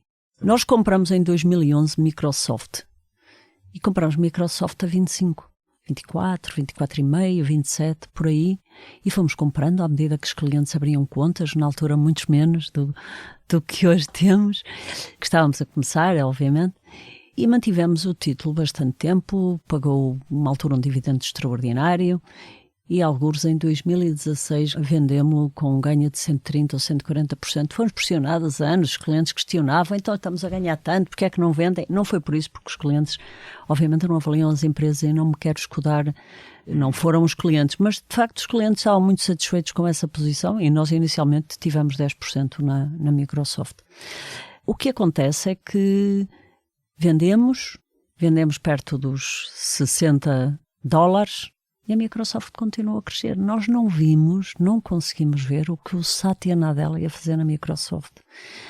E conseguimos emendar a mão em 2020 com o Covid, está agora a fazer 5 anos em março e compramos lá 144, outra vez. Portanto, nós perdemos aqui durante 4 anos a diferença dos 60 até aos 144. Foi um erro muito grave que cometemos porque efetivamente a Microsoft continuou a ter uma grande capacidade de crescer resultados, de expandir margens, de crescer receitas e se olharmos agora de lá para cá, portanto, nós também refinamos aqui um bocadinho a filosofia e eu prefiro ter um ativo 20 anos e sei que vai ter anos que ele não vai ter o retorno do mercado, mas vai ter, em média, mais do que o mercado ao longo do tempo, do que estar constantemente, porque não há assim tantos negócios excepcionais. Por isso, as ideias que nós temos de investimento não são às dúzias, são 2 ou 3 boas por ano, se tanto. E essas hão de ser suficientes. E estar confortável com aquilo que temos em carteira é o que nos dá depois a convicção, quando o mercado cai muito, que estamos bem. Enquanto quem tem um ETF vai ao sábado de mercado e é tão fácil, como nunca tem apego à carteira, nem acompanha o que os investidores estão a fazer, nem coisa que valha. Assusta-se. É mais fácil vender e dizer assim, eu amanhã compro isto um bocadinho abaixo, isto amanhã ainda cai 4 ou 5%. Ó Zé Maria, em 2009 eu tive Starbucks. Comprei-a talvez a $9, aquilo caiu, que foi uma coisa brutal. Desde isso, não pode ser visto para o preço de hoje, porque isso já mudou muito, já teve stock splits. Mas eu tive Starbucks a 9. Subiu imenso, naquela recuperação da crise de 2009, subiu imenso. E eu vendia, salvo erro, a 19, porque teve uma variação tão grande, na expectativa, volto a comprar lá a 16. Isto foi 2009, ainda antes da casa de investimentos. A verdade é que quando ela variou para baixo, eu achei, ainda vou conseguir comprar a 15 ou a 14. E depois nunca mais apanhei que ela mais do que duplicou de preço. Portanto, toda a gente que investe em ações há décadas, como eu, já passaram por isto e já sabem que não funciona. E o problema é que muitos investidores insistem nisto. E está errado, não funciona. É muito melhor encontrar um ativo excepcional e tê-lo e sermos sócios. Neste caso, do Sergey Brin e do Larry Page ou do Sr. Arnault ou de outras grandes empresas que ainda têm lá fundadores, como o Jensen Huang, é um título que temos há 4 anos, que ontem recuou porque apresentou resultados, mas teve resultados absolutamente extraordinários. As pessoas não gostaram porque houve um recuo na margem. Vamos ver, obviamente... Sim, mas esses recuos pequenos ou avanços pequenos são provavelmente... Exatamente. Nós temos que ter ações, eu gosto muito da agricultura, e nós temos que ter ações da mesma forma que nos comportamos com a nossa quinta, se fomos agricultores. Eu sou uma agricultora pequenina e só de fim de semana, mas tenho uma vinha. E vamos ver, nós sabemos que se escolhemos bem as sementes, se prepararmos bem a terra, em média nós vamos ter muitos anos bons, alguns excepcionais, anos maus e alguns péssimos. Mas no final de contas, vai valer a pena estar. E uma empresa é exatamente a mesma coisa. Nós vamos ter anos que não são bons, com certeza que vamos. Nós vamos ter anos em que não sabemos se as vantagens competitivas do negócio estão ou não ameaçadas. Temos que testar, temos que ver, porque há desafios de regulação para as grandes tecnológicas, há tantos desafios, há desafios hoje de disrupção por causa de inteligência artificial, mas é isso, o nosso trabalho é ler fundamentalmente quem pensa diferente de nós, para fazer o contraponto com aquilo que nós... É procurar opiniões contrárias e testar se a nossa convicção está certa ou não. Porque no final, o que é que nós queremos? Nós queremos ter um portfólio de negócios que têm pouca dívida, que têm os melhores gestores, que têm uma cultura sólida de transparência e de criação de valor para clientes e acionistas a longo prazo e que conseguem prosperar, quer faça chuva, quer faça sol. E são esses que nós queremos. Só que muitas vezes eles estão a prosperar, mas a cotação de mercado não acompanha essa prosperidade, porque vivemos conjunturas em que o sentimento de mercado é negativo. E não há dúvida, parafraseando o pai do investimento em valor e que foi professor de Buffett, o investidor é muitas vezes o seu pior inimigo. Quem é que diz? O Graham? É o Benjamin Graham, o homem que escreveu o livro do Intelligent Investor, que dá o nome ao nosso podcast. E efetivamente é isso. Portanto, nós temos que também, como investidores, conhecermos-nos e vermos que vieses comportamentais é que temos, que nos afetam e que nos podem levar a ser maus investidores. E dou-lhe um exemplo. Em 2008, muitas vezes, houve um dia que eu abri meu computador e vi por todo o mundo as pessoas levantam dinheiro dos bancos e enterram-no. Eu li isto no Finance Yahoo na altura. De facto, dá medo olhar para isto. Mas... se numa queda grande de mercado, como foi, por exemplo, 2020, que as pessoas se lembram melhor que está mais perto com o Covid, numa crise de saúde pública que nunca vimos, se uma empresa como a Microsoft fechar, ou uma Google, ou uma LVMH, ou uma Mastercard, ou uma Visa, o que é que acontece às empresas todas portuguesas e à esmagadora maioria dos negócios? Às tantas, isto quereria dizer que o mundo no futuro funcionaria sem dinheiro. Portanto, o que nós temos que ver é o que é. O risco deve ser visto como uma probabilidade de perda permanente de capital e deveria ser interpretado por toda a gente que quer proteger o seu poder de compra, exatamente como o risco é a probabilidade de perder de poder de compra sempre que estão mal investidos. E por isso é que era bom que mais portugueses partilhassem das maravilhas do capitalismo e investissem na tal longa curva da prosperidade que ao longo do século XX, ou que nos últimos 200 anos, segundo o livro Stocks for the Long Run, provou que as empresas são a classe de ativos que melhor remunera o capital. E tu falaste há um bocadinho dos erros, que é uma coisa interessante. Aliás, é engraçado porque tu falaste aqui de algumas coisas que eu costumo falar no meu curso de pensamento crítico, como por exemplo o papel dos vieses cognitivos, dos vieses comportamentais, que estão muito presentes na nossa vida e em quem investe em mercados financeiros ainda mais, não é? Porque ainda mais. Seja o viés da confirmação que tu falavas há pouco, não é? Nós tendermos a ir buscar opiniões que já concordam com a nossa crença prévia, seja o medo e de repente o receio de sair, ou pelo contrário, excesso de confiança, há uma série deles que é engraçado.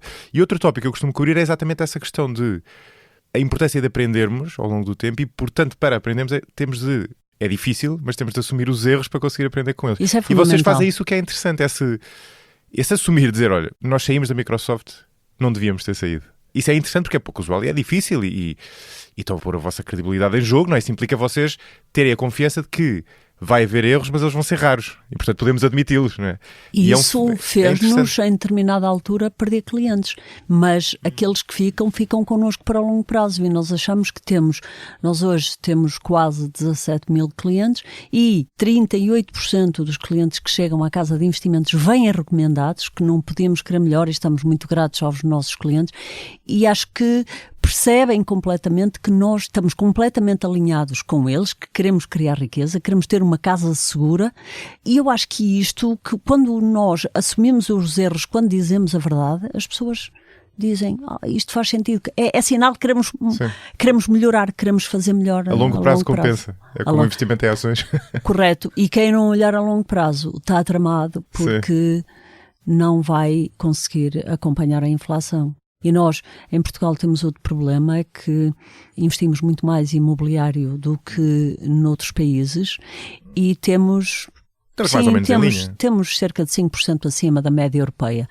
Correto, Zé Maria, mas mesmo que estivéssemos em linha, uma vez que temos menos dinheiro, é complicado, não é?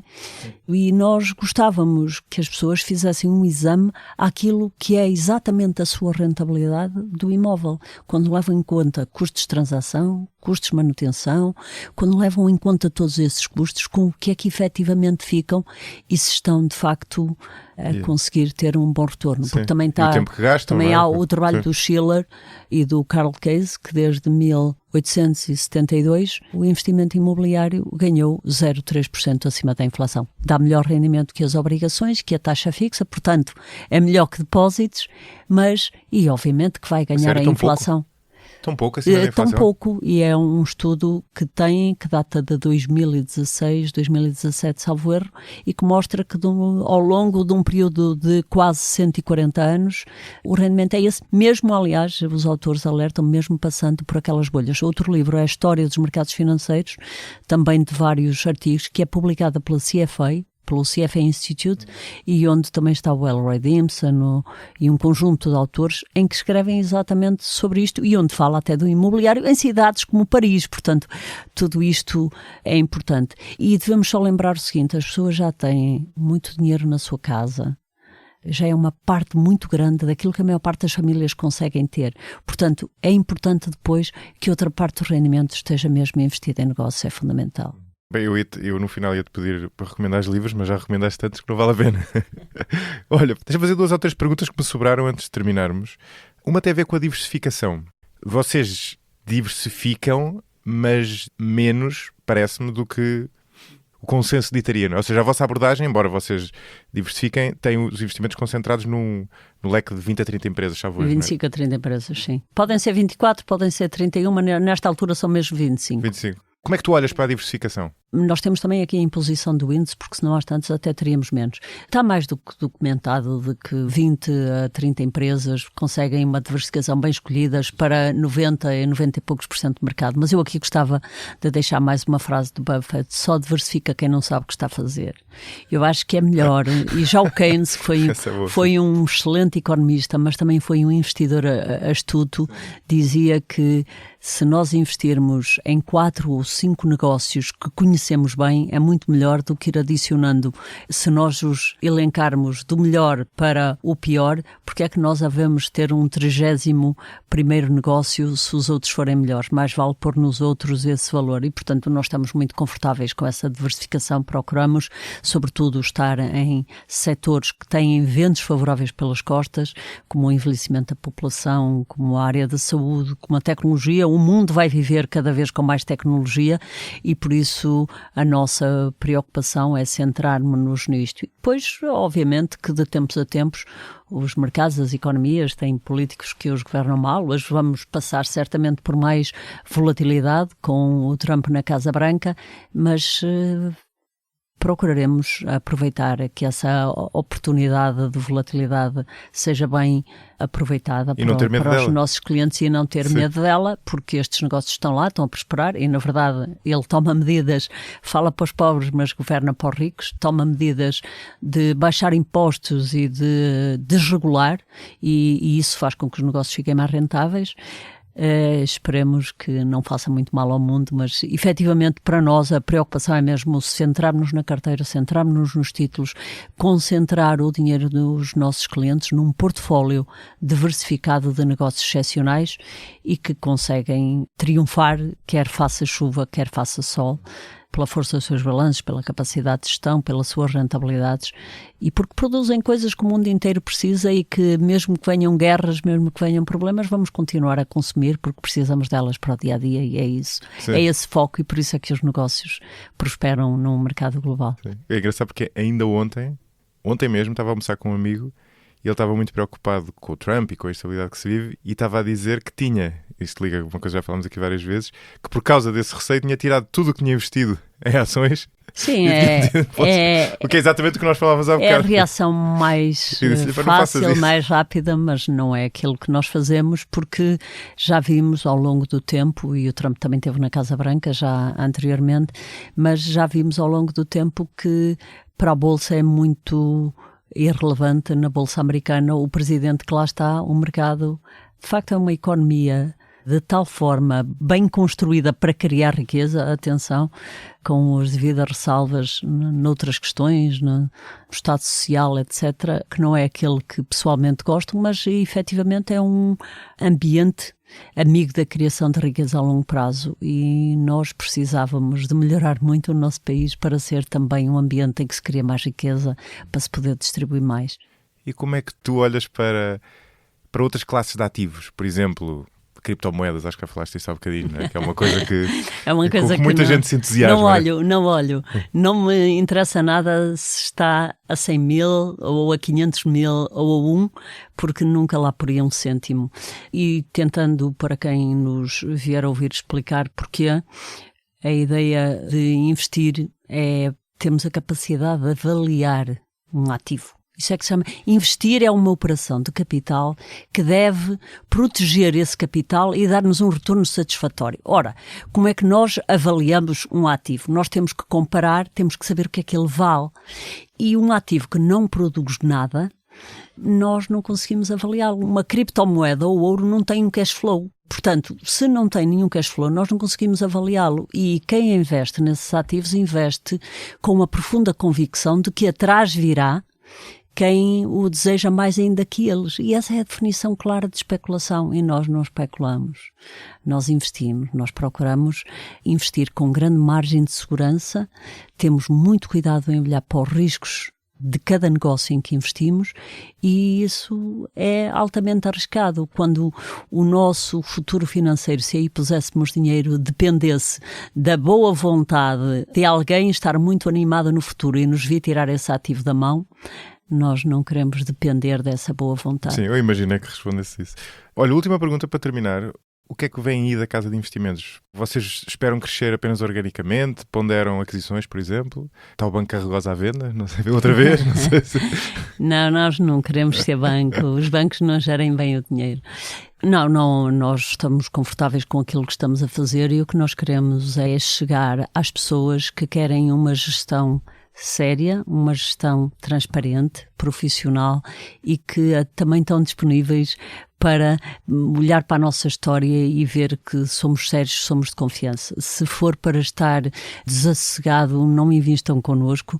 Se quiserem perceber o que é navegar a volatilidade, e da mesma maneira que se nós voarmos do Porto ou de Lisboa para Nova Iorque vamos apanhar turbulência, nós também vamos, quando investimos em ações.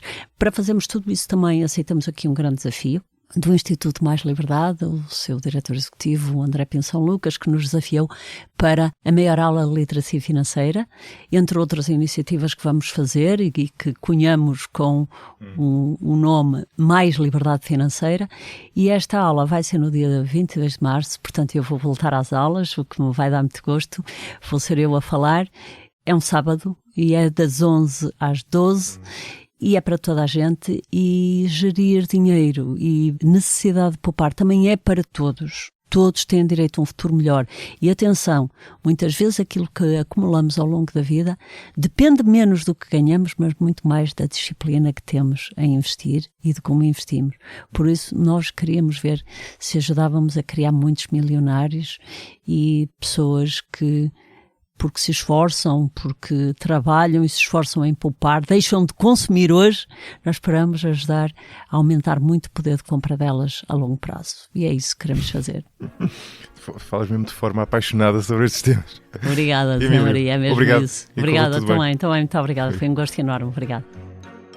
Este episódio foi editado por Hugo Oliveira. Ouça e veja outros podcasts em expresso.pt e veja como seguir o 45 graus em josemariapimentel.pt. Até ao próximo episódio.